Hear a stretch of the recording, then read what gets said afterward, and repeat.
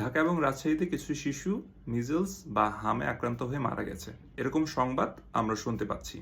তবে আপনাদের সবাইকে জানিয়ে রাখি, রাজশাহীতে যে 29 জন শিশু মারা গিয়েছে তাদের কেউই হামে আক্রান্ত ছিল না। হাম অথবা মিজলসে আক্রান্ত হলে শিশুর প্রথমে ঠান্ডা লাগবে, তার কাশি হতে পারে, তার চোখ দিয়ে পানি পড়তে পারে, তার মুখের ভেতর এক ধরনের সাদা সাদা স্পট থাকবে, সেটি অনেকটা চালের দানার মতো সাদা সাদা অনেক স্পট থাকবে। আমাদের ভাষায় সেটিকে আমরা কপ্লিক স্পট বলে থাকি। এই সাইন সিমটমগুলো দেখে আপনারা ধারণা করবেন মিজলস বা হাম হয়েছে। মিজলস কিভাবে ছড়ায়? মিজলস সাধারণত একটি ভাইরাস জনিত রোগ, সেটি বাতাসের মাধ্যমে ছড়ায়।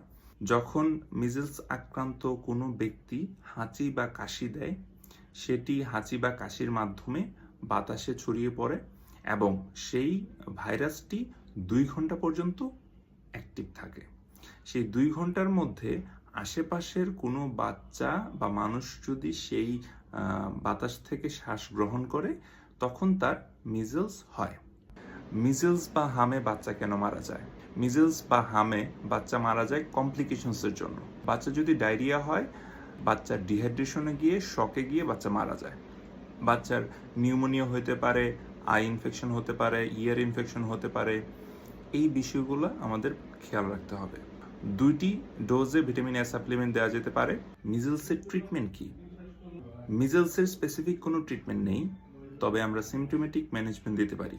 ডায়রিয়া হলে ডায়রিয়া ট্রিটমেন্ট, বেশি করে ফ্লুইড খেতে হবে, ওরসেলন খেতে হবে। বাচ্চা যদি নিউমোনিয়া হয় আমরা অ্যান্টিবায়োটিক দিতে পারি। আই ইনফেকশন, ইয়ার ইনফেকশন হলে আমরা অ্যান্টিবায়োটিক দিতে পারি। চোখের জন্য ভিটামিন এ সাপ্লিমেন্ট দেওয়া যেতে পারে, যেটি চোখের ইনফেকশন অথবা ব্লাইন্ডনেস রোধ করতে সহায়তা করবে। আমরা যদি মিজলস প্রিভেন্ট করতে চাই, তাহলে বাচ্চাদের 9 মাস এবং 15 মাস বয়সে মিজলসের টিকা আমরা দিতে পারি।